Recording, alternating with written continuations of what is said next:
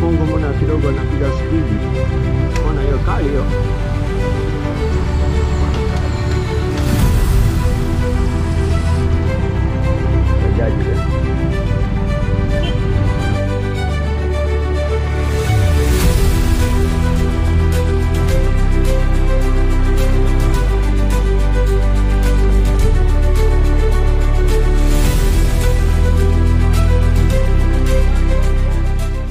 Kaka Hilary, mambo vipi? Safi Beto. Lete habari ya leo.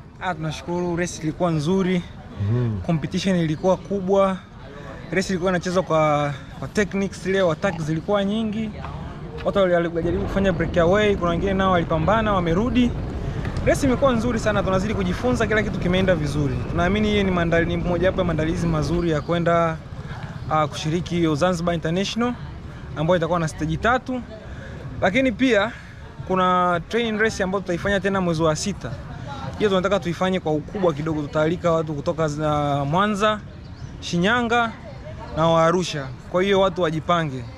Watakuja kina Liza, watakuja kina Gerard, tutaorganize nao ili nao waweze kufika, waweze kushiriki, iwe sehemu moja hapo ya kujiandaa na hiyo race ya Zanzibar tu ambayo ina stage 3.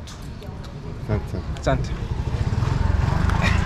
Bwana, mimi natoa hongera sana kwa Captain Hilary, kwani hii yote hii programu yote hii yeye ndo aloifanya na yeye ndo mzinduzi wa hii race. Kwa hiyo tumpe hongera sana kwa kazi kubwa anayofanya. Kwa kweli ni kitu ambacho inataka moyo sana yani, na inataka uzalendo. Kwa kweli ni kitu kikubwa sana na inatufanya sisi yani watu wa Dar es Salaam, kwa watu wa baiskeli tuzidi kuimprove.